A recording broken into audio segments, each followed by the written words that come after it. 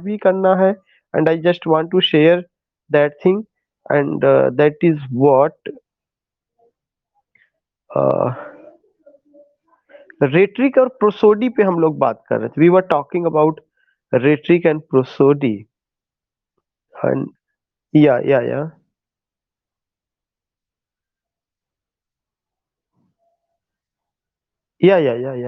Most welcome.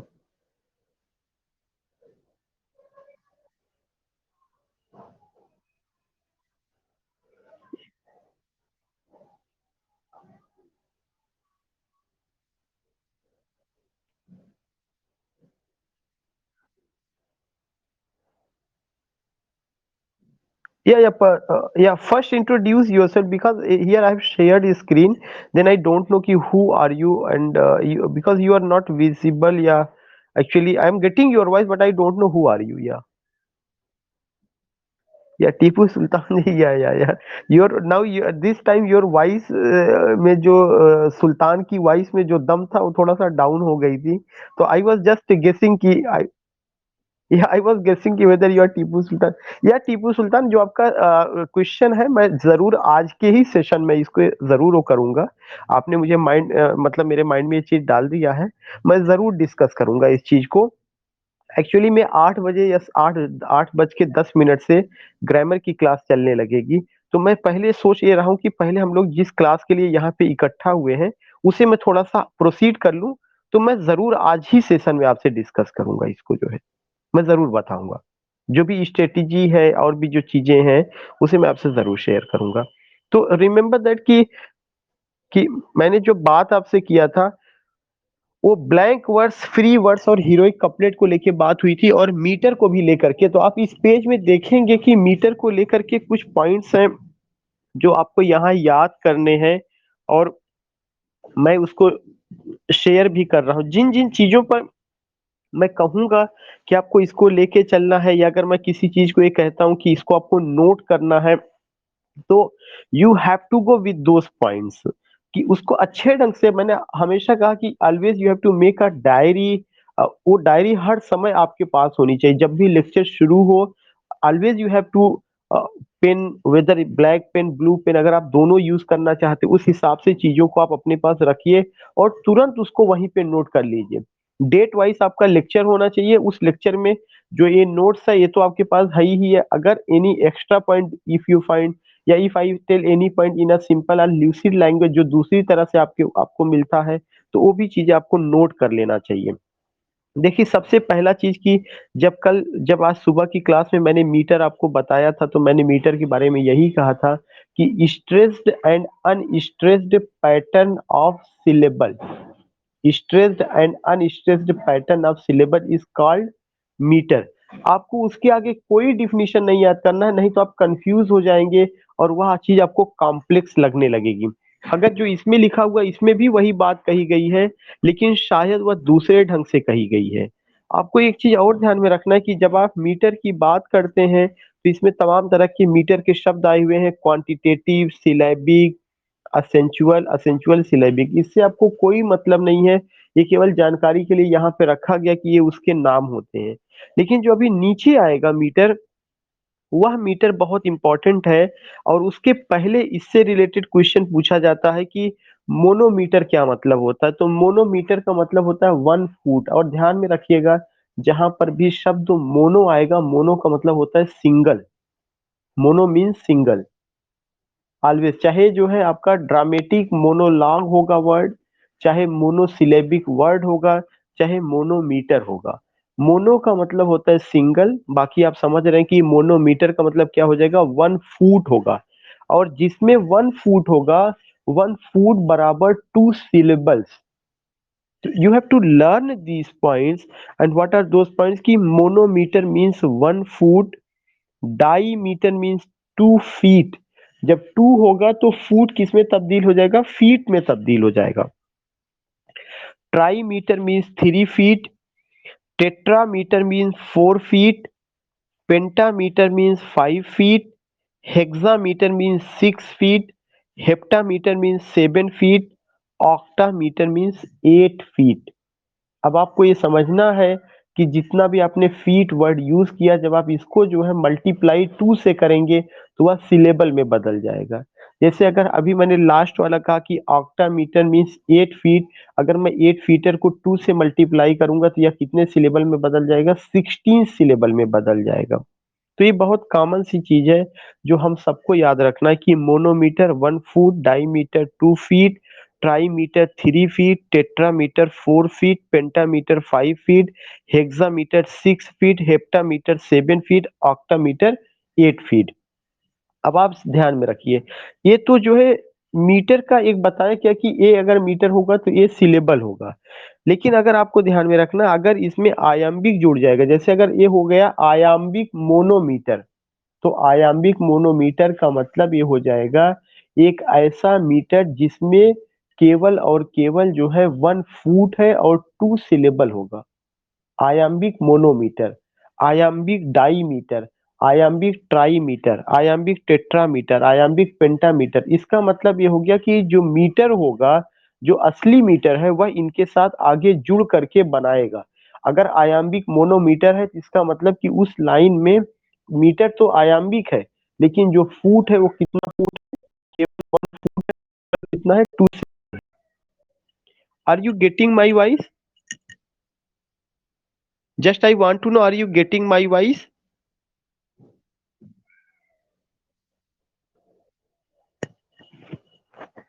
Because I just found कि there is unstable network. This is why I asked. This is why I asked. But I think now you are getting it. Yeah, yeah. So I was asked. Yeah, I was telling to all of you कि अगर आप जो है आयाम्बिक metre को इन सब के साथ जोड़ेंगे तो ये आयाम्बिक मोनोमीटर, आयाम्बिक डाईमीटर, आयाम्बिक ट्राईमीटर, आयाम्बिक टेट्रा, पेंटा, हेक्सा, हेप्टा, ऑक्टा, सेप्टा, ये सब बनता चला जाएगा। और एक चीज आपको ध्यान में रखना है कि जो आपका आयाम्बिक है उसका मतलब क्या होता है? Unstressed pattern is followed by stressed one. Iambic में मैंने डिफिनेशन यही बताया था, जो पहला सिलेबल होगा वह अनस्ट्रेस्ड होगा, उसके बाद वाला जो सिलेबल होगा वह स्ट्रेस्ड होगा। इसका मतलब ये हो गया कि अगर कहीं पर आयाम्बिक मोनोमीटर है, अगर कहीं पर आयाम्बिक मोनोमीटर है तो आयाम्बिक मोनोमीटर का सिंपल सा एक मतलब होगा, और वह क्या मतलब होगा कि यह एक ऐसा मीटर है जिसमें केवल 1 फुट और 2 सिलेबल आया है, लेकिन पहला वाला सिलेबल अनस्ट्रेस्ड है, वाला सिलेबल क्या है? स्ट्रेस्ड है। तो आपको दो बातें ध्यान में रखनी है। मतलब unstressed is followed by stressed, mono मतलब होता है कि 1 फुट चला जाएगा। मैं आपका रिस्पांस जानना चाहता हूँ, क्या आपको इतनी बातें समझ में आ गई कि नहीं आई है?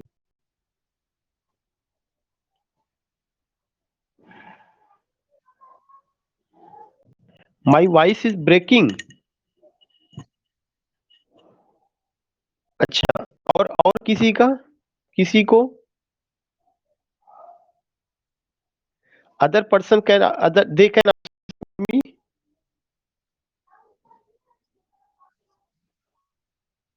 Iambic is not. बेटा मैंने ये बताया है कि आयम्बिक एक ऐसा मीटर होता है जिसमें जो भी सिलेबल आएगा पहला वाला सिलेबल अनस्ट्रेस होगा। अनस्ट्रेस का मतलब होता है बगैर दबाव दिए हुए उसका उच्चारण करना पड़ेगा, और जो दूसरा सिलेबल होगा उस पर स्ट्रेस करना पड़ेगा। आप देखिए आयम्बिक की जो डिफिनीशन लिखी गई है, an unstressed followed by stressed syllable.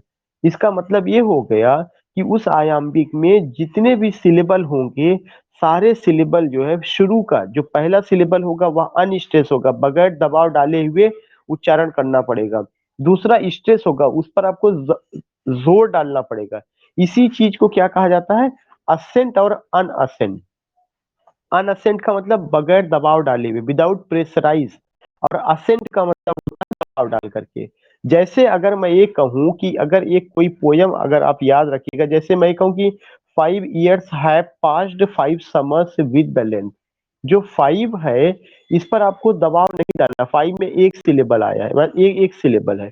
जो पहला सिलेबल है इस पर आपको दबाव नहीं डालना पड़ा, 5 ईयर। लेकिन जैसे ही आप ईयर्स कहते हैं तो 5 ईयर्स, दूसरा वाला जो सिलेबल है उसके ऊपर आपको क्या करना पड़ रहा है, आपको दबाव डालना पड़ा। उसको और जो सिलेबल है वो स्ट्रेस सिलेबल है।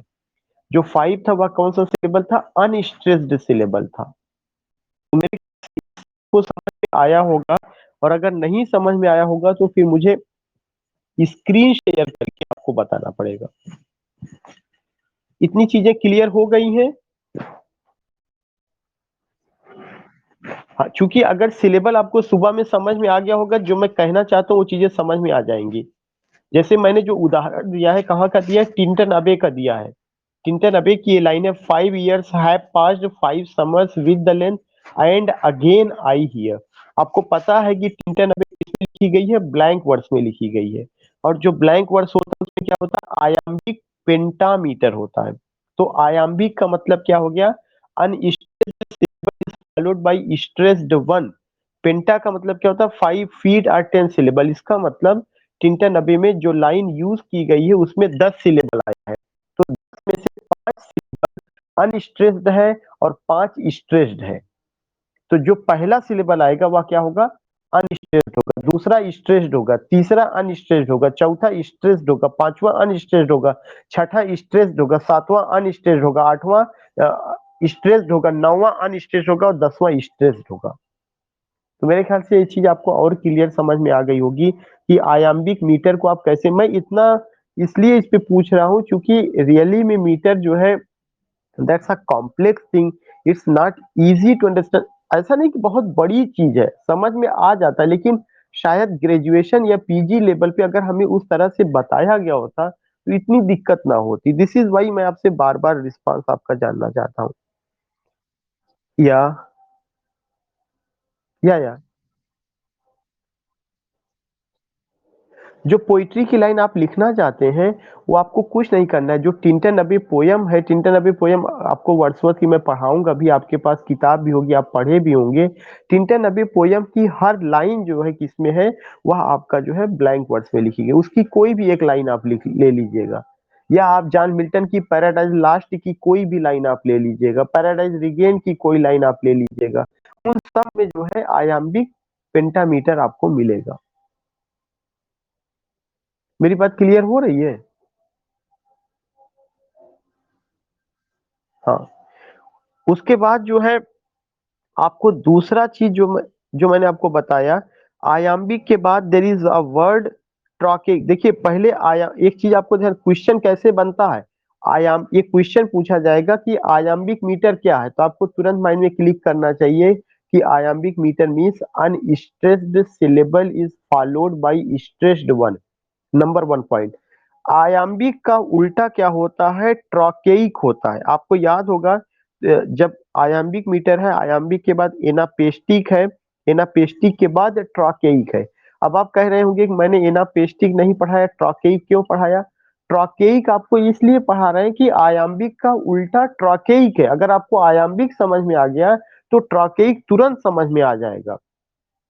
ट्रॉकेइक में क्या होता है, stressed followed by unstressed syllable. Trochaic में ये होता है कि जो पहला सिलेबल होगा वह स्ट्रेस्ड होगा, जो बाद वाला सिलेबल होगा वह अनस्ट्रेस्ड होगा। इसका मतलब क्या हो गया, यह आयाम्बिक का अपोजिट है। जब भी मैं आयाम्बिक का नाम लूं तो आपको आयाम्बिक के साथ जो बाइनरी बनानी है, जो उसका अपोजिट बनाना है, वह किसको बनाना है, ट्रॉकेइक को बनाना है। आपके माइंड में तुरंत क्लिक करना चाहिए कि अगर कभी भी एक क्वेश्चन आता है कि आयाम्बिक का अपोजिट क्या है, तो आयाम्बिक का अपोजिट ट्रॉकेइक है। जैसे मैंने क्लास में आपको सुबह में पढ़ाया कि ब्लैंक वर्ड्स में और हीरोइक कपलेट में दोनों में समानता है। समानता क्या है, दोनों में आयाम्बिक पेंटामीटर का यूज किया जाता है, लेकिन दोनों में एक अंतर है। वो कौन सा अंतर था, एक में राइम पैटर्न है और एक में राइम पैटर्न नहीं है। यह एक अंतर था। ऐसे ही आपको आयाम्बिक और ट्रॉकेइक को समझना है कि जो आयाम्बिक है वह क्या है, unstressed syllable is followed by stressed one, लेकिन ट्रॉकेइक में पहले स्ट्रेस्ड आएगा, बाद में अनस्ट्रेस्ड आएगा। तो मेरे ख्याल से ये भी मीटर आपका क्लियर हो गया ट्रॉकेइक का। Can anyone respond me? हाँ, कुछ आपको करना नहीं, बस जो आयाम्बिक है वही ट्रॉकेइक है, लेकिन दोनों में अपोजिट है। उसमें पहले जो है अनस्ट्रेस्ड आता है, फिर स्ट्रेस्ड आता है, इसमें पहले स्ट्रेस्ड आता है, फिर अनस्ट्रेस्ड आता है।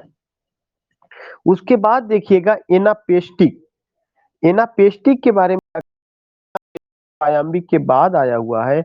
एनापेस्टिक एक ऐसा मीटर है जिसमें पहले दो अनस्ट्रेस्ड सिलेबल आएगा, टू अनस्ट्रेस्ड सिलेबल के बाद जो तीसरा सिलेबल होगा वह स्ट्रेस्ड होगा। Two unstressed syllables followed by a stressed syllable. Trochaic की खासियत ये होती है कि उसमें जो भी सिलेबल आएगा उसके दो सिलेबल शुरू के दो सिलेबल कैसे होंगे, शुरू के दो सिलेबल वो जो है आपके अनस्ट्रेस्ड होंगे, और जो तीसरा होगा वह क्या होगा, स्ट्रेस्ड होगा। और जो ट्रॉकेइक है उसी का जस्ट अपोजिट जो एनापेस्टिक है एनापेस्टिक का जस्ट अपोजिट डैक्टिलिक है।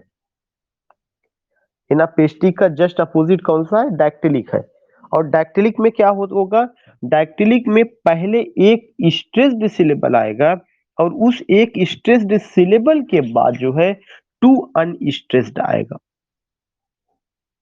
डैक्टिलिक में क्या कहा जा रहा है, वन स्ट्रेस सिलेबल, पहला सिलेबल क्या होगा, वह स्ट्रेस्ड होगा, और उसके बाद जो है दो जो है कैसा सिलेबल होगा, दो अनस्ट्रेस्ड होगा। तो आपको जो बाइनरी बनानी है वो किसका बाइनरी बनाना है, एनापेस्टिक का डैक्टिलिक के साथ बनाना है, और आयाम्बिक का किसके साथ बनाना है, ट्रॉकेइक के साथ बनाना है। अब आप ये बताइए, क्या इन चारों जो है मीटर जो मैंने आपको बताया इसमें आपको कोई कंफ्यूजन, कोई प्रॉब्लम या किसी तरह की कोई समस्या?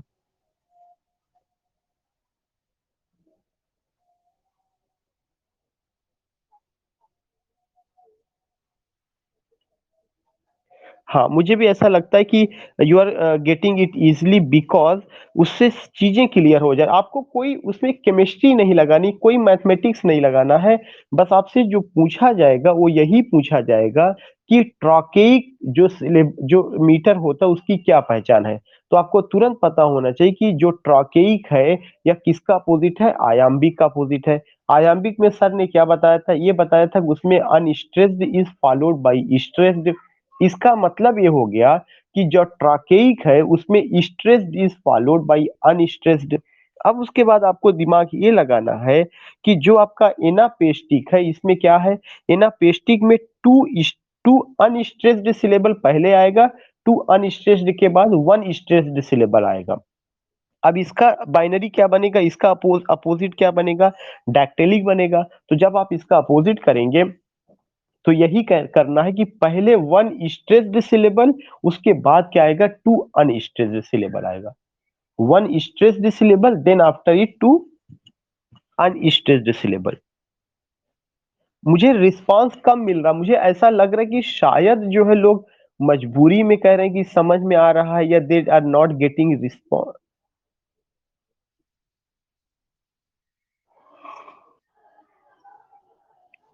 अच्छा ठीक है।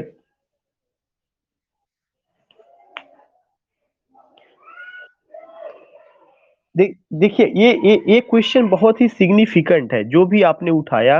मैं इस क्वेश्चन पर थोड़ा सा एक चीज क्लियर कर दूं कि जब आपके सामने एग्जाम्पल आएगा तो एग्जाम्पल के होने की वजह से आपके सामने दिक्कत आएगी, इसमें कोई दो राय नहीं है। लेकिन आपको एक चीज समझना है। बिल्कुल बिल्कुल। देखिए देखिए एक चीज,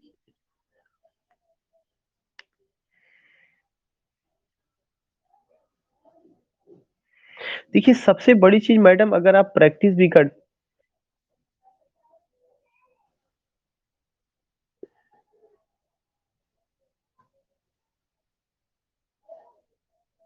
या तो one thing I would like to tell to all of you कि अगर आपको याद होगा या अगर आपको समझने की कोशिश करिए कि मैंने सबसे पहले आपको एक बात बताई थी कि सिलेबल क्या होता है और मीटर क्या होता है। अगर सोचिए कि मैं डायरेक्ट आपको आयाम्बिक बता देता, उसमें बार बार ये आता कि unstressed syllable followed by stressed syllable, तब आप कैसे कहते कि इनको टेक्निक ही नहीं पता पढ़ाने के लिए। तो सबसे पहले इसीलिए मैंने आपको बताया सिलेबल, और फिर मैंने आपको बताया कि जब तक करेक्ट प्रोनाउंसिएशन नहीं होगा तो तब तक मीटर आप सही से नहीं पता लगा पाएंगे। पता चली मैंने आपको सुबह में ही बताया कि जहां पे एक सिलेबल निकल रहा है वहां पे हम दो निकाल दे रहे हैं, जहां पे सिलेबल जो है स्ट्रेस्ड है वहां पे हम उसको अनस्ट्रेस ही कर दे रहे हैं। तो जब तक हमें ये नहीं पता होगा कि इस वर्ड में कितना सिलेबल है और जो सिलेबल है यह अनस्ट्रेस है या स्ट्रेस है, तब तक जो है मीटर की जानकारी सही से नहीं हो पाएगी। और आपको मैं ये बता दूं, चाहे शमीम हो, चाहे बड़े से बड़े प्रोफेसर हो, अगर आप उनको पकड़ लेंगे, रख लीजिए और उनसे पूछ लीजिए कोई नई कविता ला करके कि ये कविता सर है, और ये कविता में जो है क्या हुआ कि ये ना पता हो कि ये कविता किसमें लिखी गई है, ब्लैंक वर्स में लिखी गई है या ये कविता हीरोइक कपलेट में है, कोई ऐसी चीज पता, क्योंकि अगर ब्लैंक वर्स में है तब तो पता हो गया कि यह आयाम्बिक पेंटामीटर चल रहा है, और अगर हीरोइक कपलेट है तब भी पता है कि आयाम्बिक पेंटामीटर। वही मैं अभी आपको बताता कि कंफ्यूजन आपको कुछ नहीं हुआ, आपको हर चीज समझ में आ जाएगी। अगर कोई नई कविता लेते आइए, बड़े से बड़े प्रोफेसर को खड़ा कर दीजिए और कह दिए सर आप इसका मीटर निकाल दीजिए, तो मैं दावा करता हूँ मैं अपने पद से रिजाइन दे दूंगा, नहीं निकाल पाएंगे। क्यों नहीं निकाल पाएंगे? क्योंकि हम जिस बेल्ट से बिलोंग करते हैं, वह जो बेल्ट है यह जो है क्या है, यह जो है उसमें हमारी मदर टंग हावी हो जाती है, कोई कितना भी बहुत बड़ा उसका वो हो। जो मैं आपको बता रहा हूँ कि मिल्टन ने ये यूज किया, उन्होंने ये यूज किया, तो ये तो हम सब लोगों को पता है ना कि मिल्टन ने अपने उसमें किसका यूज किया हुआ, ब्लैंक वर्ड्स का यूज किया है। जब ब्लैंक वर्ड्स होगा तो उसमें कौन आएगा? आयाम्बिक आएगा। अगर आयाम्बिक है तो उसका मतलब क्या हो गया? Unstress is followed by stress हो गया। ऐसे ही हीरोइक कपलेट। तो ये तो हमारे लिए आसानी है कि जितनी भी चीजें हम जो पढ़ते हैं या जो चीजें लिखी गई हैं, ये हम सबको पता है कि या वो या तो किस में लिखी गई हैं, या तो ब्लैंक वर्स में लिखी गई हैं या हीरोइक कपलेट में लिखी गई हैं, और दोनों को पहचानना बहुत आसान है। ब्लैंक वर्स में जो है क्या होता है, राइम पैटर्न नहीं होता, हीरोइक कपलेट में क्या होता है, राइम पैटर्न होता है। समस्या कहाँ पे आती है? फ्री वर्स में आती है। लेकिन जब समस्या फ्री वर्स में आती है तो उसकी भी एक बचने का तरीका बता दिया गया कि फ्री वर्स में कोई भी मीटर जो है डेफिनिट नहीं है। जैसे इसमें तो डेफिनिट मीटर है, एक आयाम्बिक मीटर चलेगा। फ्री वर्स में कोई भी मीटर डेफिनिट नहीं है। ना तो उसमें डैक्टिलिक कहा जा सकता, ना आयाम्बिक कहा जा सकता, ना ट्रॉकेइक कहा जा सकता। अगर एक लाइन में आयाम्बिक चल रहा हो सकता है दूसरे में डैक्टिलिक चल रहा हो। आवाज मेरी जा रही है?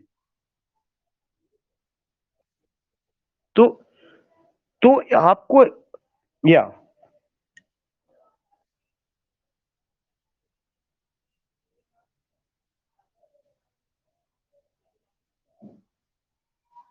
syllable is one of the unit of, या हाँ। नहीं, व्हेन यू यूज की syllable is the unit of wall, सबसे पहला चीज की जो हम लोग प्रोनाउंसिएशन वावेल कहते हैं वो गलत प्रोनाउंसिएशन है। उसका प्रोनाउंसिएशन है wall. Wall, VOWEL, wall.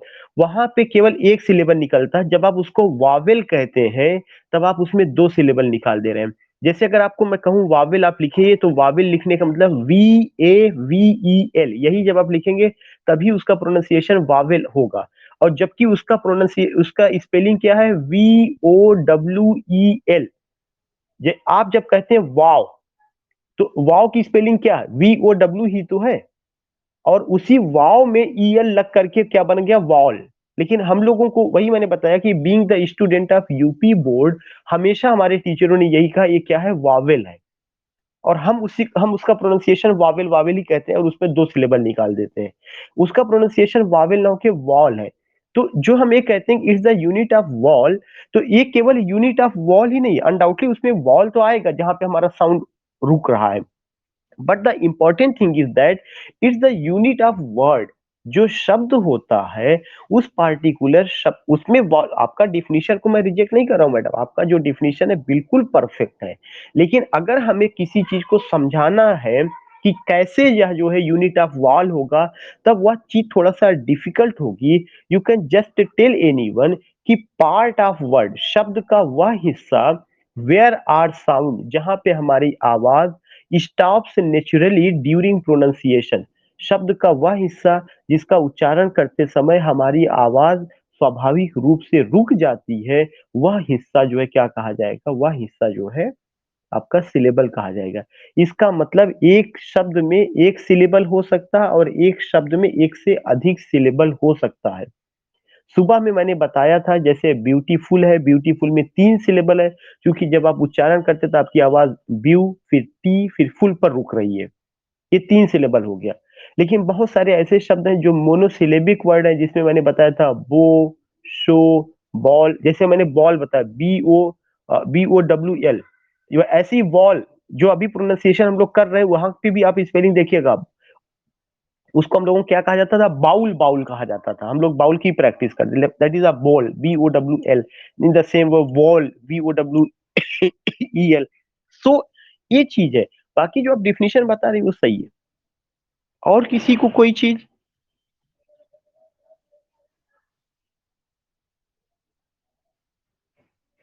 Madam मैंने कहा कि आपका जो डिफिनेशन है वो बिल्कुल एकदम परफेक्ट है। उस पे डिफिनेशन पे मैंने एक कहीं पे नहीं कहा कि ये रॉन्ग है। आपका डिफिनेशन बिल्कुल सही है। जी, डिफिनेशन बिल्कुल सही है। अच्छा, दूसरा चीज जो है, जब हम इन सारी चीजों को समझते हैं, तो अगर आपको याद होगा कि सबसे इंपॉर्टेंट चीज मैंने आपको क्या बताया कि ये जितने जितने आपके क्या नाम है कि ये वर्ड है, सॉरी जो मीटर है, इन सारे मीटर को, चाहे आयाम्बिक होगा, चाहे एनापेस्टिक होगा, चाहे ट्रॉकेइक होगा, चाहे डैक्टिलिक होगा, ये सारे के सारे जो है क्या करते हैं, आपको इन सबसे जोड़ना पड़ता है। जैसे अगर एनापेस्टिक मोनोमीटर, एनापेस्टिक डाईमीटर, एनापेस्टिक ट्राईमीटर, इस तरह से हमें क्या करना पड़ता है, उस चीज को जोड़ना पड़ता है वहां से। नेक्स्ट जो आपको वर्ड आया हुआ है कि सिलेबिक मीटर, असेंचुअल मीटर, इन सब से आपको कोई मतलब नहीं, ये शब्द है। सिलेबिक मीटर का मतलब जो सिलेबल से रिलेटेड चीजें वहां पे बात की जा रही हैं, कि उसमें एक लाइन में कितना सिलेबल आया हुआ है, उसमें से कितना स्ट्रेस है और अनस्ट्रेस है। जब आप इसको देखते हैं तो वही मीटर आपका क्या कहा जाता है? सिलेबिक मीटर, कि एक लाइन जो लिखी गई है पोइट्री में, उस लाइन में कितने सिलेबल्स आए हुए हैं और उन सिलेबल्स में कौन से ऐसे हैं जिस जो कि स्ट्रेस है और अनस्ट्रेस है। तो ये तो ऊपर भी वही बात हो गई है। फिर उसके बाद आया हुआ असेंचुअल मीटर। असेंचुअल मीटर का मतलब, असेंचुअल का मतलब असेंट से, असेंट का मतलब होता है प्रेशराइज करना, स्ट्रेस्ड पैटर्न ऑफ सिलेबल। तो असेंचुअल मीटर वह मीटर होता है जिसमें हम ये देखते हैं कि इसमें से कितने सिलेबल हैं जिस पर हमें स्ट्रेस देना पड़ रहा है, जोर देना पड़ रहा है। आपको शब्दों को सुने रखना। अगर कभी आपके माइंड में आ जाए कि असेंचुअल मीटर तो सर ने बताया नहीं, नो, मैं बता दे रहा हूं, ये कोई नई बात नहीं, जितना भी डिस्कस की सब वही है। असेंचुअल मीटर का मतलब कि एक ऐसा मीटर जिसमें केवल यह देखा जाता है कि जो सिलेबल आया हुआ है, उसमें से कितने सिलेबल पर हम जोर दे रहे हैं, उच्चारण करते समय कितने सिलेबल पर स्ट्रेस किया जा रहा है। तो असेंट का मतलब होता है स्ट्रेस करना, दबाव देना, जोर डालना। उस चीज को क्या कहा जाता है? असेंचुअल मीटर कहा जाता है। सिलेबिक मीटर वह मीटर होता है कि एक लाइन में आखिर कितने सिलेबल आए हुए और उसमें से कितने स्ट्रेस्ड और कितने से अनस्ट्रेस्ड हैं। अब उसके बाद एक बहुत इंपॉर्टेंट वर्ड आ रहा है, रिदम। मैंने आपको कई बार बताया था कि रिदम रेट्रिक और प्रोसोडी का एक बहुत इंपॉर्टेंट हिस्सा है, जो मैं यहाँ पे डिस्कस करने जा रहा हूँ।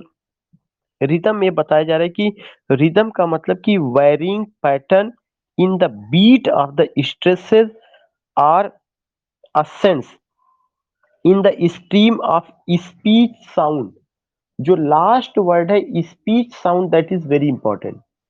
आपको ये ध्यान में रखना है कि रिदम का मतलब वेरिंग पैटर्न, तमाम तरह के पैटर्न इन द बीट, कि कैसे उस उसका साउंड निकल, जब आप उसका जो है प्रोनाउंसिएशन करते हैं तो किस सिलेबल पर स्ट्रेस है, किस सिलेबल पर अनस्ट्रेस है, तब उसका साउंड कैसे निकल रहा है।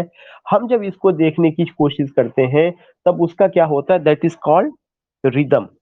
और बहुत सिंपल सी डिफिनीशन आप लिख लीजिएगा, या उसका आप कह सकते हैं कि rising and falling, rising and falling of the beat of syllable or words.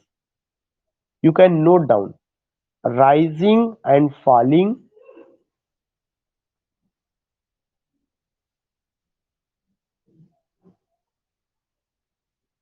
rising and falling of the syllable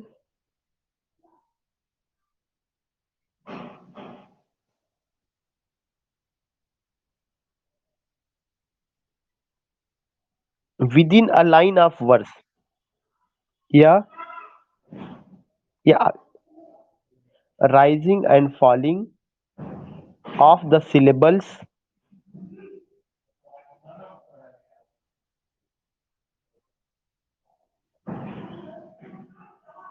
within a line of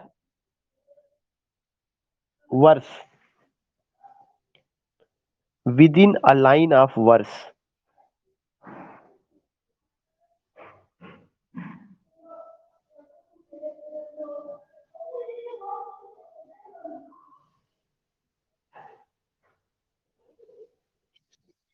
Yeah,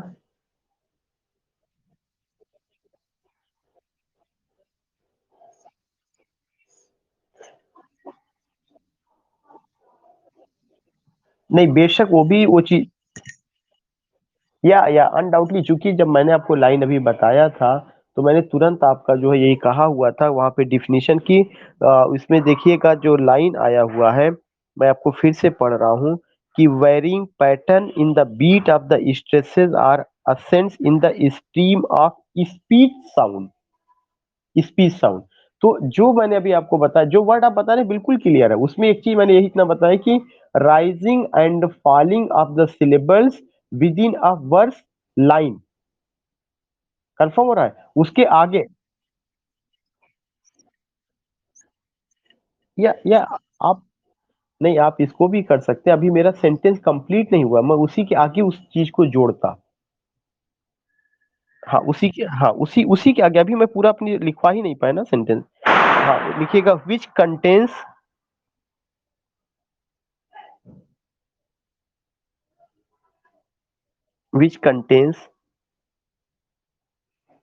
speech sound,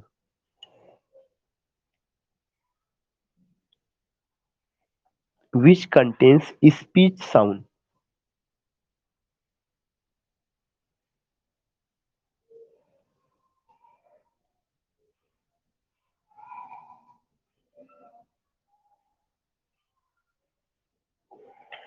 अब आप ये बताइए कि आपको मैं केवल सिंपल सा उदाहरण दूं कि जब मैं आपको ये बात करता हूं कि ये रिदम है, तो रिदम आपको हमेशा ध्यान में रखना है कि आपको अगर समझना है तो रिदम दो तरह से होगा। एक रिदम होगा जो स्लो होगा और एक होगा जो फास्ट होगा। जब अगर आप जो है किसी पार्टिकुलर चीज पर स्ट्रेस करेंगे तो वह फास्ट रिदम होगा, और अगर किसी चीज पर अनस्ट्रेस दबाव नहीं डाला जा रहा है तो वह क्या होगा, वह जो है आपका स्लो रिदम होगा। आप बहुत चीज जो है ध्यान से देखिए, जितना भी वॉर एटमॉस्फेयर में पोयम लिखा गया है, वॉर एटमॉस्फेयर में लिखा गया जो पोयम है, वह सारा का सारा पोयम में कैसी रिदम है, फास्ट रिदम है। वहां पे जो है क्या है, वहां पे ज्यादातर चीजों का राइजिंग करने की कोशिश की जाती है, उसको स्ट्रेस देके ऊपर उठाया जाता है। राइजिंग का मतलब कि वर्ड को हम बहुत ज्यादा वो करते हैं। और जैसे अगर जो है मैं आपको एक एक एक पोयम का एग्जांपल दूं, you all have gone with the poem प्रॉस्पिके। कुछ लोग उसका प्रोनाउंसिएशन प्रॉस्पाइस करेंगे, प्रॉस्पाइस उसका प्रोनाउंसिएशन नहीं है, उसका प्रॉस्पिके है। वह एक लैटिन वर्ड है, तो लैटिन में उसका प्रोनाउंसिएशन प्रॉस्पिके है, उसका मतलब है लुक फॉरवर्ड। वो जो प्रॉस्पिके पोयम है, do you remember one line, I was ever a fighter so one fight more the best and the last. केवल मैं एक लाइन बोला हूं, और ये लाइन मैं कहां से आपको बोल रहा हूं, ये लाइन में जो आपको बोल रहा हूं रॉबर्ट ब्राउनिंग की पोयम है प्रॉस्पिके। क्या आपको ऐसा नहीं लगता कि ये जो पार्टिकुलर पोयम की जो लाइन बोली गई है, इसमें एक एक्साइटमेंट है, एक पैशन है। तो जिस भी लाइन में एक्साइटमेंट होगा, पैशन होगा, ये आपको खुद बता रहा है कि यहाँ पे एक थोड़ा सा फास्ट रिदम है। और जहां पे वॉर लाइक एटमॉस्फेयर होता है वहां पर मार्शल रिदम होता है। MARSHAL। आप मेजर तौर पर broadly you can divide rhythm into two parts, slow and fast, समझने के लिए। लेकिन अगर कहीं पर वॉर लाइक एटमॉस्फेयर होगा तो वहां पर जो रिदम आता है उसको क्या कहा जाता है? Martial rhythm. You can note down these two point. Yeah.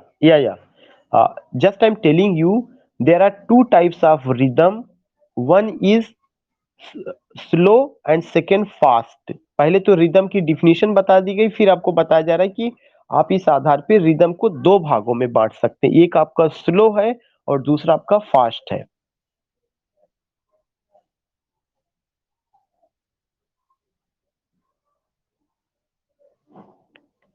उसके बाद फिर मैंने आपको बताया कि if there is war like atmosphere, अगर कहीं पर किसी पोयम में वार लाइक एटमॉस्फियर है तो in that poem there is marshal rhythm.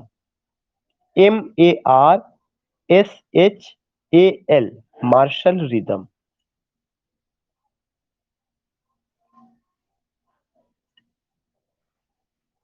या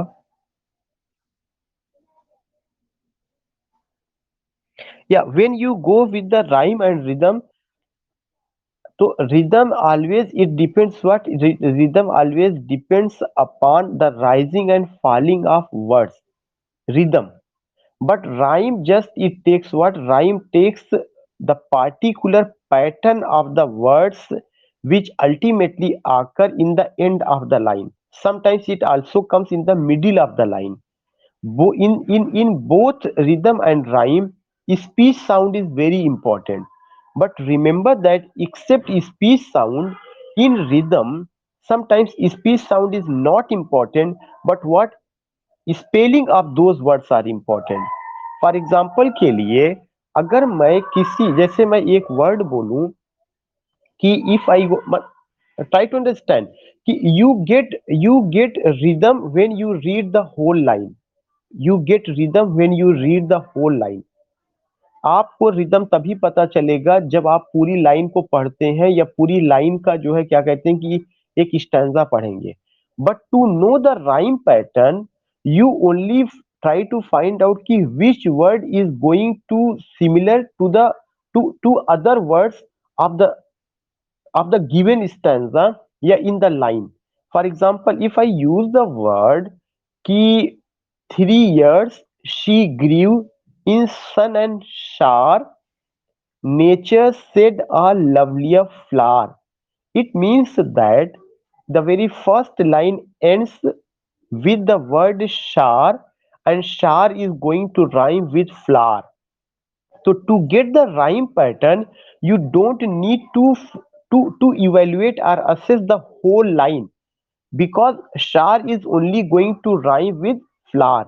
And there is what these rhyming ultimately tells that these words are going to rhyme on the basis of what? Not only on the basis of spelling, but also the similar sound,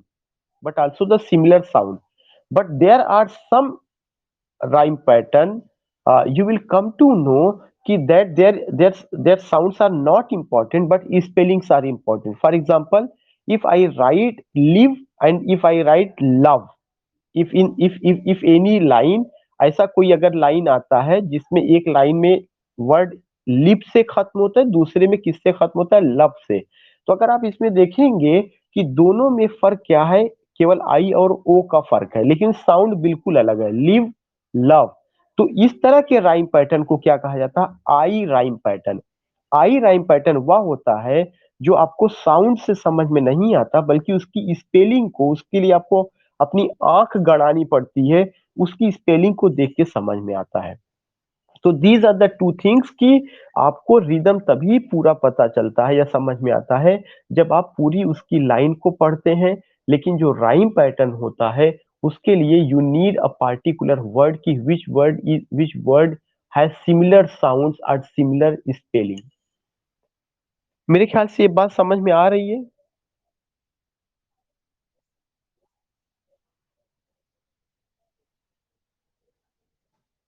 madam अभी आपको मिलेगा, आप बिल्कुल ना परेशान हुई, आपको you will get it अभी आगे वाले पेज में। ऐसा नहीं, अभी आपको ये समझिए कि जब आप राइम पैटर्न की बात कर रही हैं, तो राइम पैटर्न आपको अभी काफी डिटेल बात करनी है। उसमें तीन तरह का राइम पैटर्न है: masculine rhyme pattern, feminine rhyme pattern और आई राइम पैटर्न। वो तीनों चीजें एक जगह आपको मिलेंगी।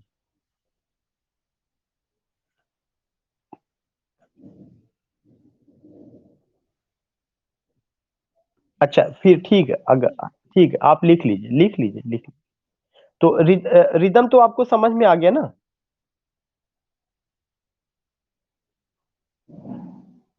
मैडम रिदम की डिफिनीशन फिर से लिखवाएं या आपको क्लियर है रिदम का? अच्छा, सबसे पहले आप लिख लीजिए रिदम के लिए। या to get the rhythm of any poem, to get the to get the rhythm of any poem,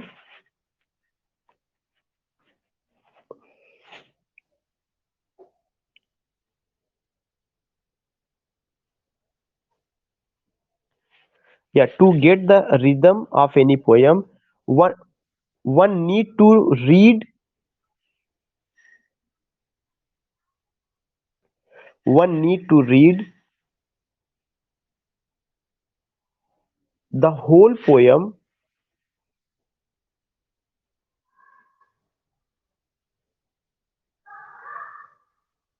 the whole poem, but regarding rhyme pattern,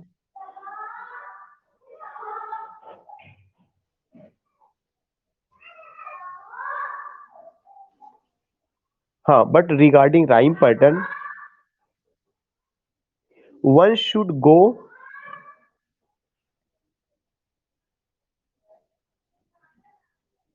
with those words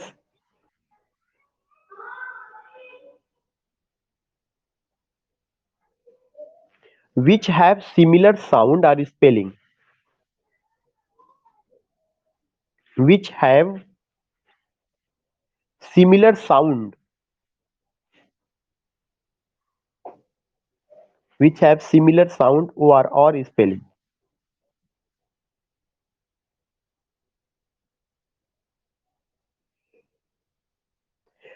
आप यहाँ पे लिख लिए फॉर एग्जाम्पल शार एंड टार।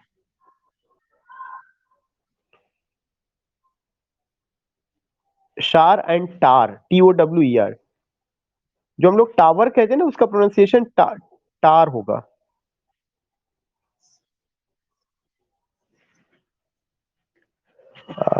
एक्चुअली मैम मुझे लगता है कि बीच में कहीं जगह।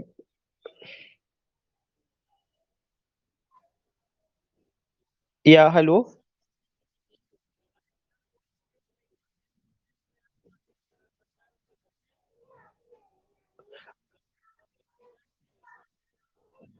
हाँ, सबसे इम्पोर्टेंट चीज यही है कि आप जो है अपने आप को सारे लोग अनम्यूट कर लीजिएगा, then you will get my voice properly. अगर आपका साउंड वहां से जरा सा भी आप लोग अनम्यूट करेंगे तो मेरी आवाज जरूर इको करेगी। तो आई जस्ट टोल्ड यू कि you have to go with what, you have to go with particular means with words which have similar sound और स्पेलिंग। जिनका साउंड सिमिलर होगा या स्पेलिंग सिमिलर होगा, वहां से आप क्या कर सकते हैं, राइम पैटर्न को समझ सकते हैं। जैसे मैंने कहा, you can just write down शार एंड टार।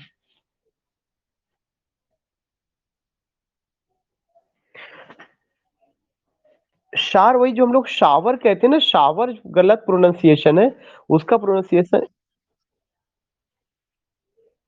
SHOWER, शार। टार TOWER, फ्लावर FLOWER, फ्लावर नहीं होगा वो।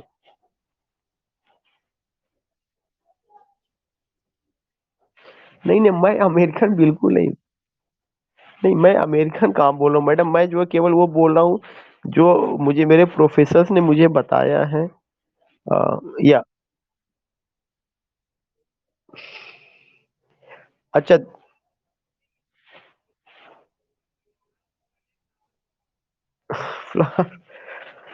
अच्छा, दैट इज नेक्स्ट वर्ड है वर्स। मैंने वर्ड्स की डिफिनीशन पहले बताई थी और फिर मैं बता दे रहा हूँ कि केवल पोइट्री की लाइंस को वर्स कहा जाता है।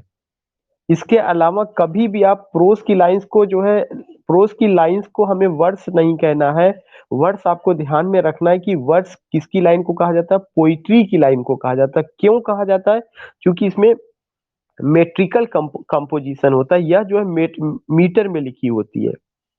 तो मैंने आपको क्या बताया, वर्स का मतलब कि कंपोजिशन रिटेन इन मीटर, ऐसी चीजें जिसकी जिसको कंपोज किया गया हो, या जो है जो आर्टिस्टिक फॉर्म में हो, जो मीटर में हो, उसी लाइन को हम क्या कहते हैं, वर्स कहते हैं। इसका मतलब पोइट्री की जितनी भी लाइनें हैं वह सब की सब किसमें लिखी होती हैं, वह सब की सब जो है मीटर में होती हैं, इसीलिए पोइट्री की लाइन को वर्स कहा जाता है। तो बहुत सिंपल सा डिफिनीशन है, मेट्रिकल स्ट्रक्चर ऑफ वर्ड्स। जब शब्दों को मीटर में पिरो दिया जाता है तो वही चीजें, वही लाइन क्या कही जाती है, वही लाइन वर्स कही जाती है। मैंने सुबह की भी क्लास में बताया था कि हमें स्टैंजा केवल पोइट्री के लिए यूज करना है, वर्स हमें पोइट्री के लिए यूज करना है, कंपोज वर्ड पोइट्री के लिए यूज करना है। बाकी इसके अलावा जो चीजें होती हैं, कौन कौन सी चीजें होती हैं, रिटन, रिटन और पैसेज और लाइंस, ये शब्द हमें किसके लिए यूज करना है, प्रोज के लिए वर्ड यूज करना है। कभी हमें ये नहीं कहना है कि this essay has been composed, बल्कि क्या कहना है, this essay has been written. लेकिन पोयम के साथ ये जरूर कहना है कि this poem has been composed. क्यों? क्योंकि बहुत ज्यादा आर्टिस्टिक कंपोजिशन वो होता है, बहुत सजा करके, बहुत चीजों का ध्यान में रख करके वो किया जाता है, इसीलिए कंपोज वर्ड होता है कि उसको रचा गया और इसको लिखा गया है। रचा और लिखा दोनों में फर्क होता है। रचा में बहुत चीजों को सजावट उसका होता है, उसमें एक डिकोरेशन होता है, एक ब्यूटी होती है, और वो चीज आपको पोइट्री में देखने को मिलेगी। तो मेरे ख्याल से आपको वर्स भी क्लियर हो गया और लाइन भी क्लियर हो गया। वर्स और लाइन में क्या डिफरेंस होता है? जो वर्स होता है वह मीटर में होता है, और जो लाइन होता है वह कोई भी लाइन हो सकती है, लेकिन उसमें मीटर नहीं होगा, या मीटर वगैरह का पैटर्न उस पे नहीं होता है। फिर मैंने आपको एक चीज ये बताया था कि अभी आपको याद होगा, जब मैं हीरोइक कपलेट पढ़ा रहा था तब मैंने वहां पर बताया था कि हीरोइक कपलेट में एक जब जो है दो लाइन कंप्लीट होती है तो वहां पर फुल स्टॉप लगा दिया जाता है। हीरोइक कपलेट जो क्लोज्ड हीरोइक कपलेट होता है, और उसको क्या नाम दिया जाता है, and stop, and stopped. And stopped का मतलब ये होता है कि ये दो लाइन अब कंप्लीट हो गई। जैसे अगर मैंने कल सुबह की भी क्लास में बताया था, if you read the poem of Kabir, Kabir की बात कहें या रहीम की बात कहें, उनके जो दोहे हैं, जब आप उनका दोहा पढ़ते हैं तो दो लाइन के बाद पूर्ण विराम लग जाता है। वही जो पूर्ण विराम का मार्क है वही एंड स्टॉप्ड है। एंड स्टॉप्ड का मतलब लास्ट में वह लगा दिया गया और यह सिग्नल दे रहा है कि सेंस कंप्लीट हो गया। अगर फुल स्टॉप नहीं लगा है तो इसका मतलब क्या हुआ, सेंस कंप्लीट नहीं हुआ। तो हमें समझने की कोशिश करना है कि आखिर कुछ मार्क है, कुछ ऐसे चिन्ह होते हैं जिनका बहुत इंपॉर्टेंस होता है। भाई हमें कैसे पता चलता है कि कोई सेंटेंस इंट्रोगेटिव है, उस सेंटेंस के आगे इंट्रोगेटिव का मार्क होता है। कैसे पता चलता है कि एक्सक्लामेटरी है, उसका मार्क होता है। कैसे पता चलता है कि असर्टिव है, जो भी असर्टिव सेंटेंस होगा उसके लास्ट में फुल स्टॉप आता है, या वो सब चीजें होती हैं। तो ये कुछ उसके मार्क है। ऐसे ही यहाँ पे बता रहा है कि एंड स्टॉप्ड, वही करें कि if the pause occurs at the end of a sentence it is called stopped lines. अगर आपको रुकने के लिए कहा जाता है किसी लाइन के लास्ट में, और वह अगर फुल स्टॉप लगा है तो इसका मतलब सेंस कंप्लीट हो गया। और अगर फुल स्टॉप नहीं लगा है, वह कामा किया गया है, तो कामा का मतलब क्या, पास और सेजरा। आपको याद होगा कि सुबह की क्लास में मैंने ये बात बताई थी, उसको क्या कहा जाता है, पाज और सेजरा। PAUSE, पाज। सेजरा CAESURA। फिर आगे आ रहा है रन ऑन लाइंस। कह रहे हैं कि जो run on lines, run on lines को मैंने आपको पहले बताया था, हीरोइक कपलेट में एक एक क्लोज्ड हीरोइक कपलेट होता है, दूसरा रन ऑन होता है। रन ऑन में जो सेंस होता है वो और ज्यादा समय लेता है और चीजें खींचता है, तो उसको रन ऑन कहा जाता है। और फ्रेंच में ये क्वेश्चन 2005 में पूछा जा चुका है। Very very important question. और आप यकीन मानिए जब 2005 के टीजीटी में क्वेश्चन आया हुआ था, तो जो मेरे ग्रुप के थे जिनसे मैंने डिस्कस किया था, सारे के सारे लोगों का गलत था उस समय। 2005 का टीजीटी आप उठा के देखिएगा कि ये बात जो है आपके टीचर ने बताया है, उसमें ये बात आई थी कि जो इंजाम्बीमेंट है उसका क्या नाम है। इसी रन ऑन को फ्रेंच में इंजाम्बीमेंट कहा जाता है। इंजाम्बीमेंट का मतलब होता है स्ट्राइडिंग ओवर। स्ट्राइडिंग ओवर का मतलब ये हुआ कि जो सेंस है वह दो लाइन में ना कंप्लीट होकर के बल्कि और लाइनों को ले रहा है, इसलिए उसको क्या कहा जाता है, रन ऑन हीरोइक कपलेट, या फ्रेंच में इंजाम्बीमेंट, या striding over. The sense is not going to complete within two lines but it takes more than two lines, बल्कि वह दो से अधिक लाइनों को कवर कर ले रहा है। तो इस पेज को मैंने कवर कर दिया, और मुझे लगता है कि आपको बहुत सारी चीजें क्लियर हो गई हैं। अगर क्लियर हो गई हो तो मैं आगे बढ़ूं अगला पेज, अदरवाइज अगर आपको कोई डाउट हो तो मैं इस पर ठहरूं। Just I want to know your response, कोई एक या दो आदमी।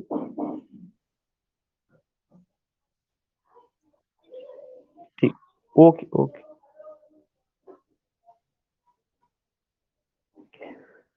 Now there is a very important thing, and what is that, that is कि सेजरा, आगे लिखा भी है कि सेजरा, सेजरा क्या होता है।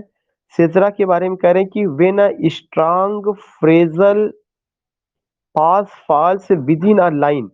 सेजरा वहां पे यूज किया जाता है कि जब कोई आपको रुकने के लिए कहे और एक लाइन के बीच में, तब उसको क्या कहा जाता है, सेजरा। इट मींस पास, या पास भी होता है।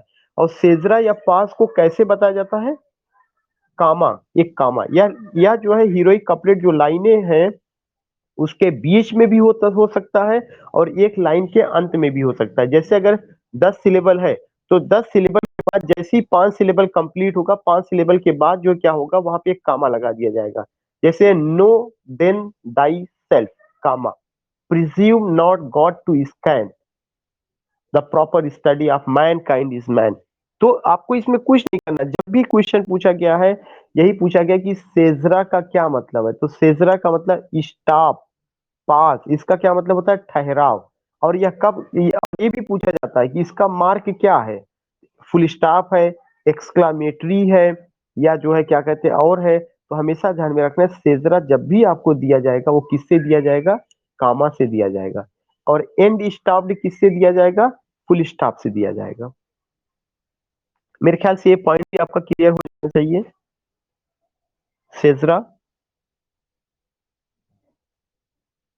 किसी को कोई डाउट सेजरा को लेके।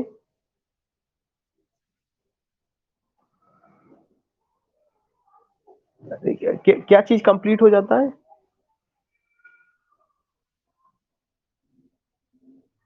नहीं, 4 या 5 लाइंस नहीं, 5 सिलेबल। जैसे एक लाइन में अगर 10 सिलेबल आया है, तो एक लाइन में जो 10 सिलेबल आया है, 10 में से जैसे ही 5 सिलेबल कंप्लीट होगा तो वहां पे एक कामा का निशान लगा दिया जाएगा। वही कामा का निशान ही क्या होगा, आपका सेजरा या पास है। और जो फुल स्टॉप होता, या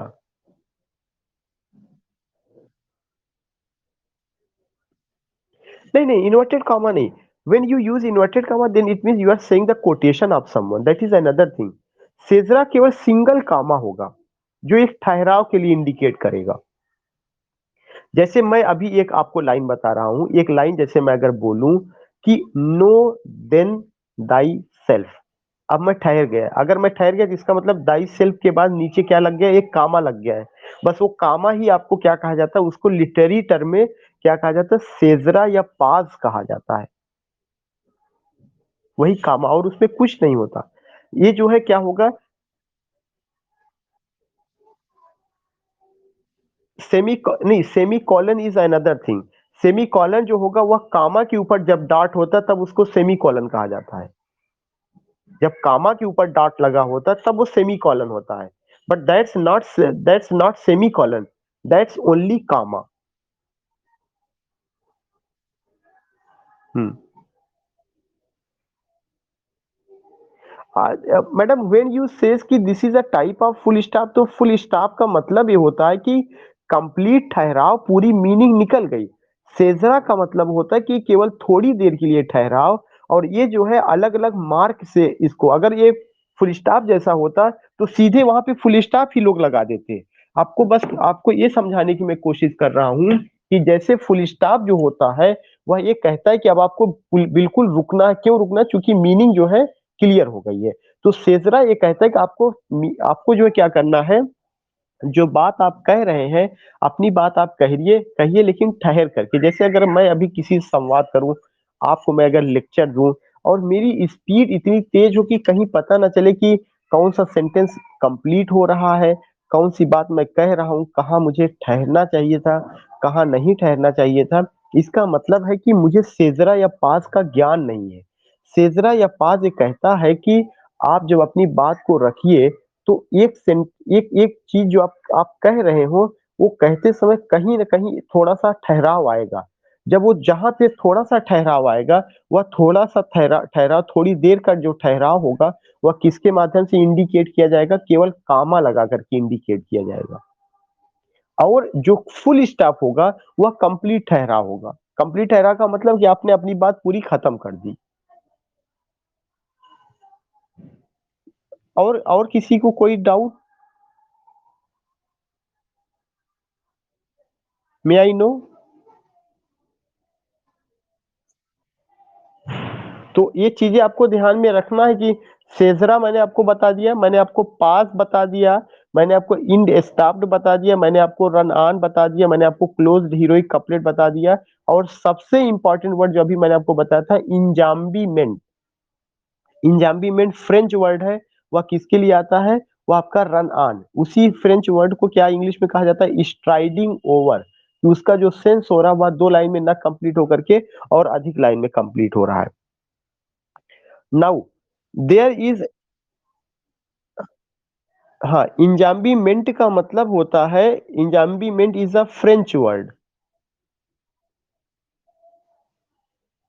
it refers to run on heroic couplet. It refers to run on heroic couplet.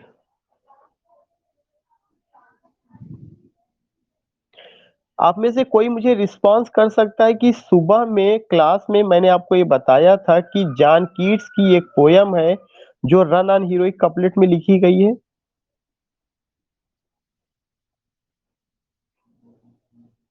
इंडीमियन, exactly इंडीमियन। आपको ये चीज ध्यान में रखना है। मैंने सुबह आपको बताया था कि हीरोइक कपलेट को किसने पॉपुलर बनाया था?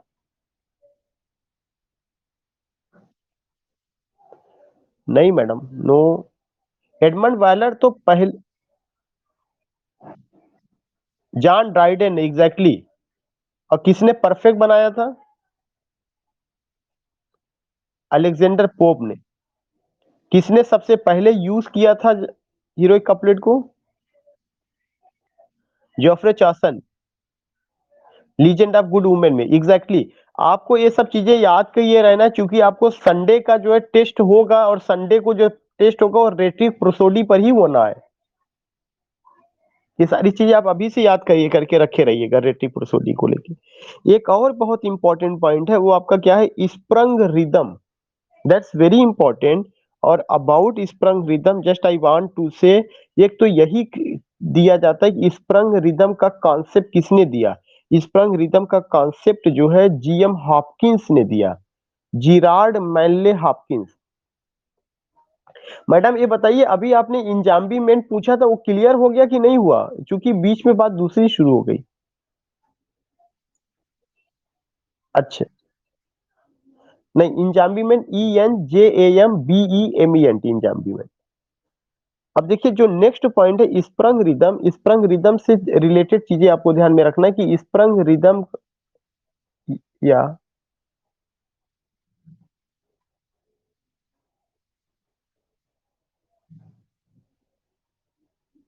नहीं, actually when you talk about blank words, then remember that कि in blank words there is no concept of full stop, कि within two line means when the two lines are going to complete, in blank words you will find that कि more than 100 lines have gone, more than 26 lines have gone, then you find what? Then you find full stop. So when you talk about the striding over, it is the concept related to heroic couplet, because in heroic couplet we find the sense is going to complete either in two lines or more than two lines. Free words में ये concept ही नहीं, blank words में ये concept ही नहीं है. So what I want to say कि there is a new thing, that is what, that is sprung rhythm, and you come to know कि जो sprung rhythm है इसका कॉन्सेप्ट किसने दिया है? जीएम हॉपकिंस ने दिया. और जीएम हॉपकिंस से रिलेटेड चार इंपॉर्टेंट क्वेश्चन पूछे गए हैं जो मैं यहीं पे डिस्कस करना चाहूंगा. सबसे पहले कि उन्होंने कॉन्सेप्ट स्प्रंग रिदम का दिया. दूसरा चीज उन्होंने कॉन्सेप्ट जो है कर्टल सॉनेट का दिया है. ये आप अपनी डायरी में नोट कर लीजिए या पेपर में नोट कर लीजिए. स्प्रंग रिदम नंबर 1 पॉइंट जो लिखा गया यहाँ पे, अभी मैं बता रहा हूँ ये क्या होता है. दूसरा जो कॉन्सेप्ट है वह है curtal sonnet, CURTAIL, curtal sonnet. Curtal sonnet किसको कहते हैं? 10.5 लाइन के सॉनेट को कर्टल सॉनेट कहते हैं. 10.5 line.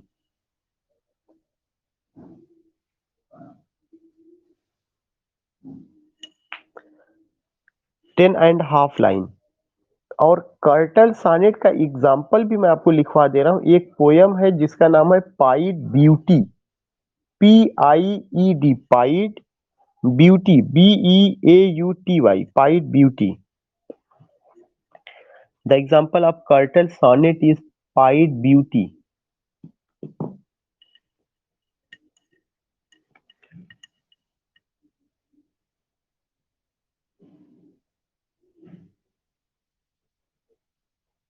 Yeah, curtain sonnet, a type of sonnet which contains 10.5 lines, 10.5 line.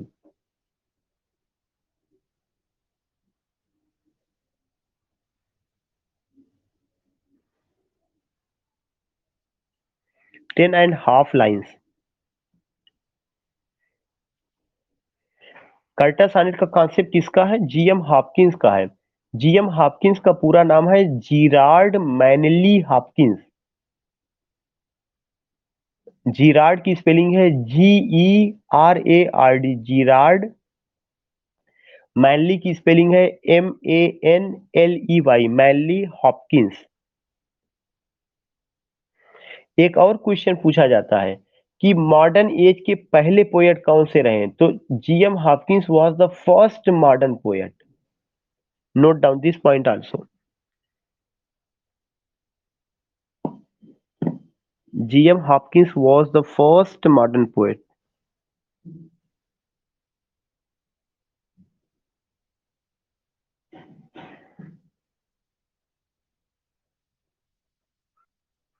हाँ, name of the poem is pied beauty, PIED, pied beauty, जो curtal sonnet का एग्जांपल है.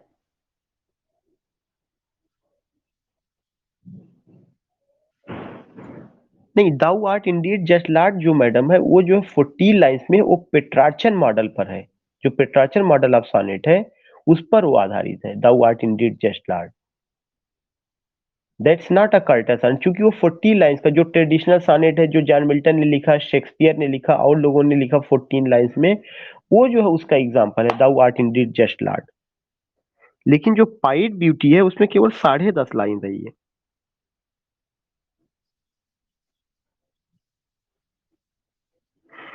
इसी में उन्होंने यूज किया है. ये मैं इसलिए बताने लगा कि जीएम हॉपकिंस का नाम आया तो मैंने ये आपसे कहा कि जीएम हॉपकिंस से रिलेटेड चार क्वेश्चन पूछा गया है जो आप चारों यहीं पे कर लीजिए, क्योंकि किताब में यहाँ पे नहीं, यहाँ पे तो केवल स्प्रंग रिदम की बात चल रही है,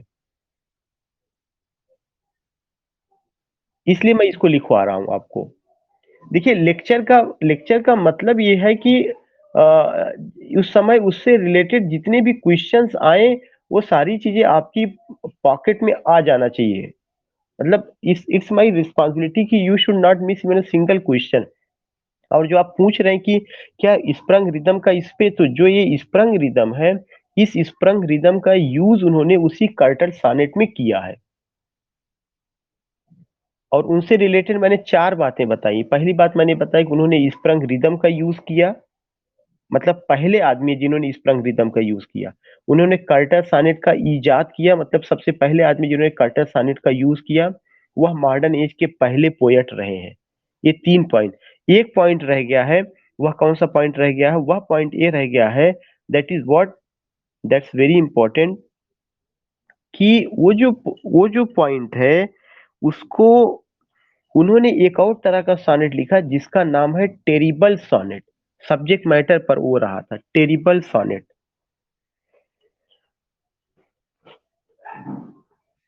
या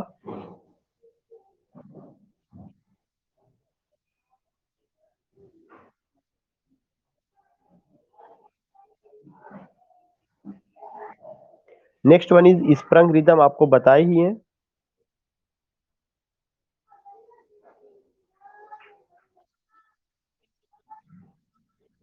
फर्स्ट फर्स्ट मॉडर्न पोएट। अगर कभी क्वेश्चन आता है कि अंग्रेजी साहित्य का पहला आधुनिक कवि कौन है, तो अंग्रेजी साहित्य का पहला आधुनिक कवि जीएम हॉपकिंस है।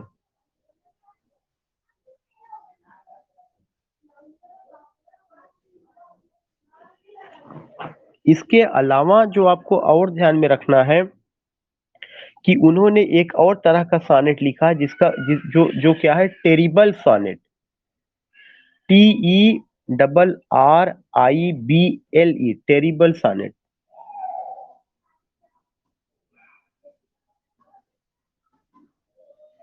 चीज क्लियर हो रही है मेरी सारी बातें? अच्छा, अब दूसरा चीज देखिए, मैं आपको जो अब डिफिनीशन बताने जा रहा हूँ, वो क्या बताने जा रहा हूँ, स्प्रंग रिदम का। पहली किताब में लिखा गया है, मैं उसको पढ़ दे रहा हूँ, फिर मैं आपको सिंपल लैंग्वेज में और वो चीजें बता रहा हूँ कि हाँ वो क्या है वहां पे। इस पर TERRIBLE, टेरिबल सॉनेट। हाँ, टेरिबल सॉनेट का मतलब एक तरह का सॉनेट है ये, और ये जीएम हॉपकिंस ने ही लिखा है। Terrible sonnet is a type of sonnet. जैसे अभी 10.5 लाइन की सॉनेट को कर्टल सॉनेट कहा गया है, ऐसे ही टेरिबल सॉनेट भी होता है। या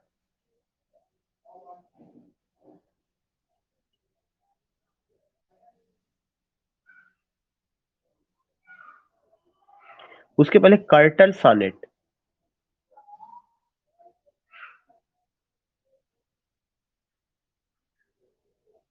हाँ, CURTAIL।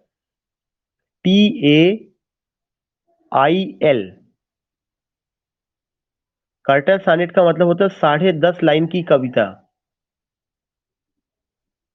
जैसे कहा जाता है सॉनेट 14 लाइन की कविता, वैसे कर्टल सॉनेट 10.5 लाइन का।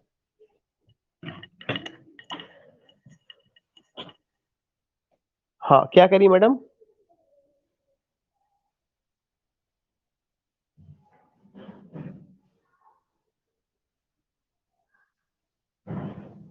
Madam, not getting your voice properly, वहां पे जो है बड़ा आवाज आ रही है, मतलब आवाज क्या, बहुत वैसे हो रहा, साउंड क्लियर नहीं है, फिर से आप गइए।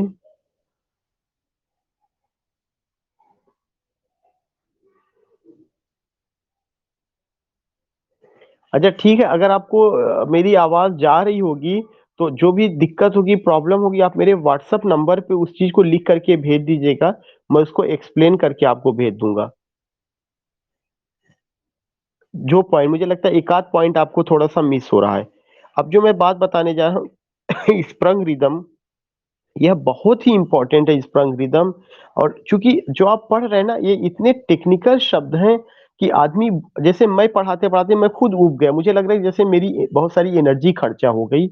जब यद्यपि बहुत नहीं पढ़ा गया, लेकिन ये इतना ये टेक्निकल चीज है कि बिल्कुल सर दर्द होने लगता है, पढ़ने वाले का भी पढ़ाने वाले का भी। इसमें कोई कहानी नहीं है, कोई इमोशंस नहीं है, कोई जज्बात नहीं है कि आप 2-2 घंटा बिल्कुल पढ़ते रहेंगे, उसमें बंधे रहेंगे। तो लेकिन इतने टेक्निकल चीजें हैं कि ये सारी चीजें हम लोगों का बहुत पहले क्लियर हो जाना चाहिए था। लेकिन रेटरिक और प्रोसोडी हमेशा कमजोर क्यों बना? या तो पढ़ाने वाला नहीं मिला, या तो जिस लेवल पे पढ़ाया जाना चाहिए उस लेवल पे पढ़ाया नहीं गया, इसलिए वो पोर्शन कमजोर रहा है। और जब कमजोर रहेगा तो आदमी उससे भागता है कि हम क्या करें। यही सेम चीजें लिटरेरी टर्म में भी होता है। तो आप ये समझिए कि आप बहुत अच्छे ढंग से केवल रेटरिक प्रोसोडी नहीं कवर कर रहे बल्कि लिटरेरी टर्म भी बहुत सारी चीजें कवर कर ले रहे हैं। स्प्रंग रिदम के बारे में क्या कहा गया कि it is related to GM Hopkins sprung rhythm is variant of strong stress meter। आप ये पहला पॉइंट लिख लीजिएगा। स्प्रंग रिदम की सबसे बड़ी खासियत होती है कि इसमें क्या होगा, it's a variant of strong stress metre. ये इतना पॉइंट आप लिख लीजिए, बाकी सारा काम हो जाएगा। यही 4 line. Sprung rhythm is a variant, यह एक अलग तरीका है। किसका तरीका है? स्ट्रॉन्ग स्ट्रेस मीटर का।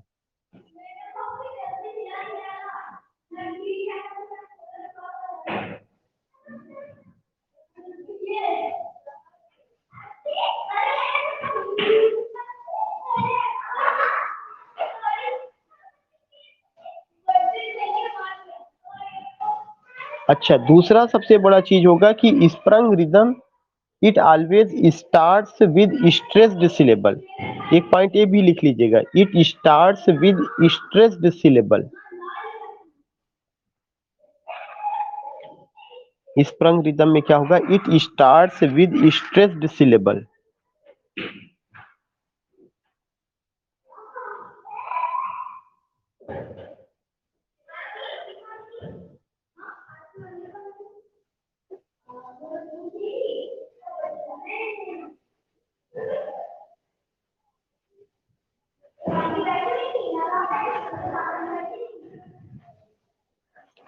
Full stop. After 3 stressed syllable,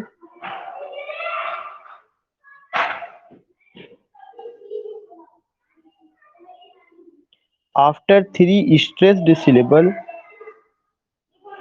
one light syllable comes। After 3 stressed syllable, yeah, after 3 stressed syllable, one light, L-I-G-H-T, light माने हल्का, one light syllable comes।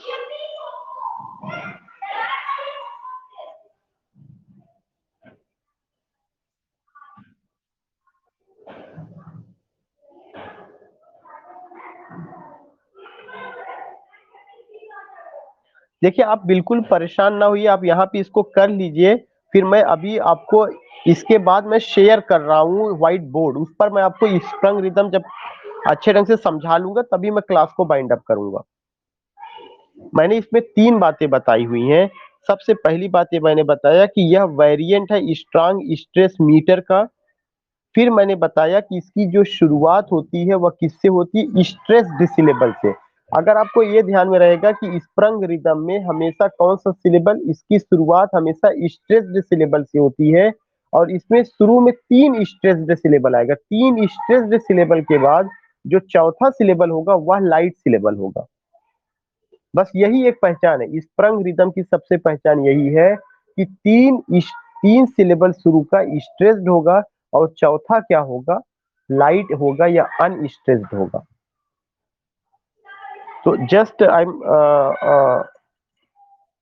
And means I am going to share my whiteboard. पहले मैं इसका बंद कर दूं और recording भी कर दूं। Yes।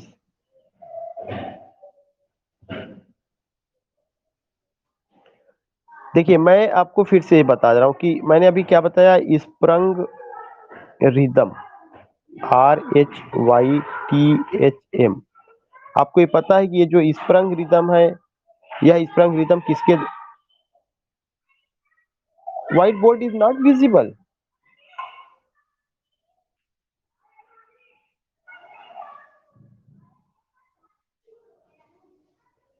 जहां जिसे विजिबल नहीं, वो राइट में क्लिक करिए। तो मैंने बताया कि जो स्प्रंग रिदम है, यह स्प्रंग रिदम आपका क्या है, किसकी देन है, जीएम हॉपकिंस की देन है। इसका आपको सबसे ज्यादा चीजें समझने को करना है। इट बिगिंस, कहीं पे बैकग्राउंड से आवाज बहुत आ रही है। मैंने आपको ये बताया कि it begins, BEGINS, it begins with three stressed syllable, with three stressed, ये मेरी बात समझ में आ रही है ना? मैंने आपको यही बताया कि इसमें शुरू में थ्री स्ट्रेस्ड सिलेबल आएगा। It begins with three stressed syllable and is followed by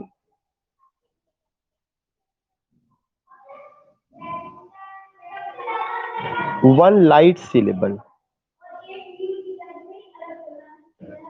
इसका मतलब ये हुआ कि अगर स्प्रंग रिदम है, अगर उसमें चार सिलेबल आया है तो चार में से शुरू के तीन जो है स्ट्रेस्ड होंगे और जो चौथा होगा वह लाइट होगा। और इसका यूज किसने किया है? GM हॉपकिंस ने किया है, फाइट ब्यूटी में किया है और जगहों पे किया हुआ है। तो स्प्रंग रिदम को जन्म देने वाले आदमी का नाम कौन है? कौन आदमी है वो? GM हॉपकिंस है। अब आप मुझे बताइए इसके बाद भी आपको प्रॉब्लम कहां पर है? Where the problem lies?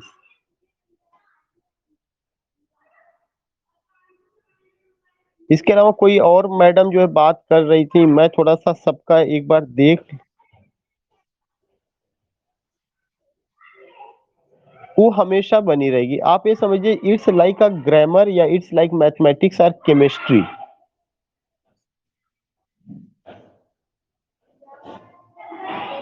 हाँ, क्या कह रहे हैं अनिल जी, क्या कह रहे हैं?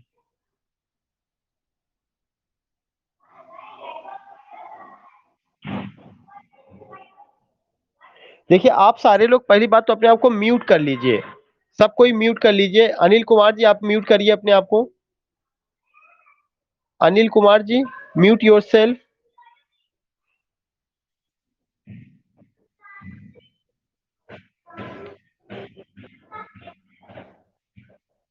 हाँ बिल्कुल बिल्कुल, सब कोई म्यूट कर लिए। मैं एक एक लोगों से पूछ रहा हूँ। I am here, I am not going anywhere, I am here. आप भी अपने आप को पहले म्यूट कर लीजिए अनिल जी। अभी भी आप अनम्यूट है, म्यूट करिए।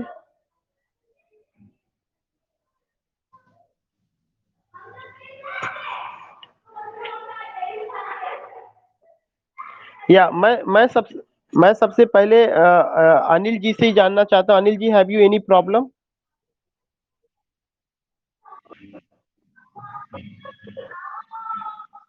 नहीं।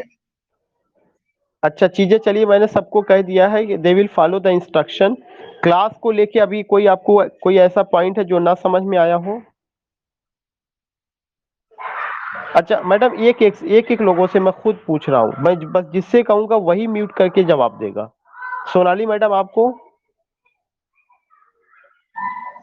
ठीक है। ब्रजपाल जी आपको?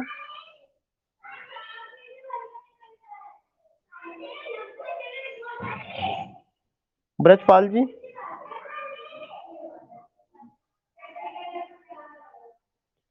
बच्चे खेल रहे हैं, आवाज आ रही। बच्चे जो खेल रहे हैं वो मुझे लगता है कि मेरी बालकनी में मेरे पड़ोसियों के बच्चे, शायद वहां से आपको आवाज जा रही।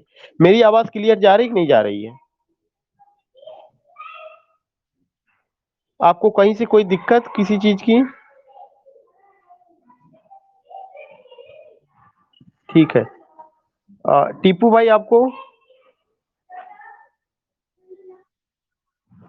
ठीक है। राजेश जी आपको? राजेश जी फ्रॉम मुंबई ना?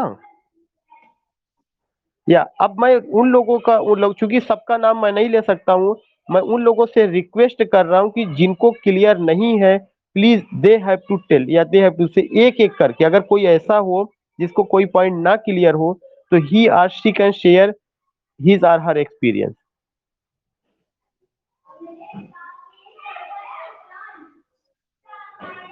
जी कोमल जी बोलिए।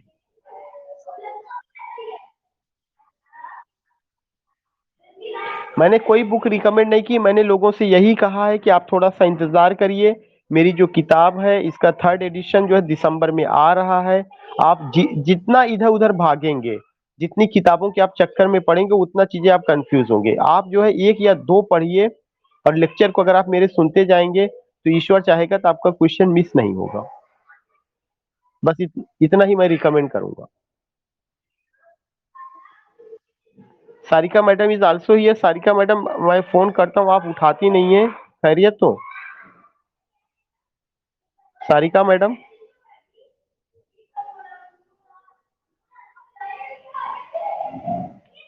अच्छा, श्वेता जी, अंबिका जी, रमेश कुमार जी, आप लोगों में से किसी को कोई दिक्कत? ठीक है, अगर और किसी को कोई दिक्कत, या dancing is also here. Dancing ji, आप मेरी आवाज आपको जा रही है? Dancing ji, please unmute your self.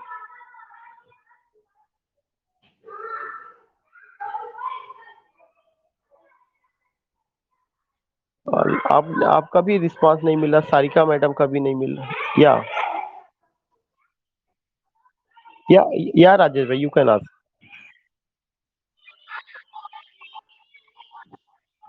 इसलिए जुड़ा हुआ कि जब जब उसका पहली बार यूज किया गया तो उसका यूज हीरोइक पोयम्स में किया गया।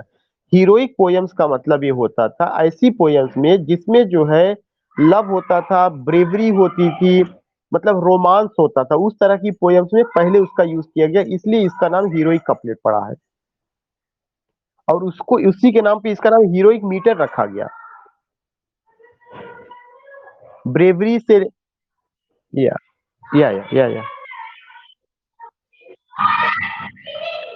या टेरिबल सोनेट।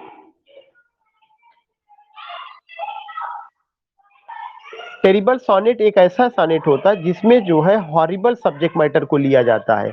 जैसे अभी तक सॉनेट में या तो लव चलता था, या तो रिलीजन चलता था, या तो किसी के ऊपर सॉनेट लिखा जाता था। लेकिन जीएम हॉपकिंस ऐसे थे जिन्होंने सॉनेट में जो फियरफुल सब्जेक्ट मैटर को लाया, जैसे कि शेक्सपियर की ट्रेजेडी वगैरह में देखने को मिलता है, तो उस सब्जेक्ट मैटर के आधार पर उसको टेरिबल सॉनेट कहा गया। Okay, here is Rakesh Kumar ji, Bhupendra भाई, चक्रेश भाई, सर्वेश जी, मनीष कुमार भाई, दीपक भी, धर्म प्रिया जी, मतलब आप लोगों से जितने लोग या सारे लेक्चर रिकॉर्ड हुए हैं और सब मैंने उस पे डाल दिया है, यूट्यूब पे मैंने डाल दिया है। या जी जी मैडम, जी सोनाली मैडम जी। या you can leave it, yeah you can leave it, yeah we are also going to bind up the, okay okay, we are going to bind up the session, okay। if you have any problem, देखिए बहुत ही मैं आपको space दे रहा हूँ, अगर आपको कोई problem होती है तो आप मुझे जो है व्हाट्सएप पे भी शेयर कर सकते हैं कि ये चीज समझ में नहीं आया। I can give you some separate time, उसके लिए आप बिल्कुल परेशान न रहिएगा, बहुत ही ठहर करके वो चीजें। ठीक है, okay, you are more you, I hope you all have enjoyed. Just give your feedback. या वो सब सीरियल वाइज है, जैसे जैसे पर डे का हो रहा है वैसे वैसे वो पढ़ता जा रहा है। आज की जो पढ़ी हुई है वो आज और कल का है, वो लेटेस्ट है, आज और कल का है। आज सुबह की क्लास का है या नहीं? मेरी यूट्यूब वाले चैनल पर। हाँ, मेरे यूट्यूब चैनल पे, मेरा जो यूट्यूब चैनल है, पता नहीं आप लोगों ने शेयर किया कि नहीं, आई डोंट नो। और मतलब शेयर करें, सब्सक्राइब किया है या नहीं कि आई डोंट नो। मैंने जो शेखर जी से कहा था कि बच्चों को लिंक दे देंगे, मैंने उनके पास 2-3 बार भेजा था। या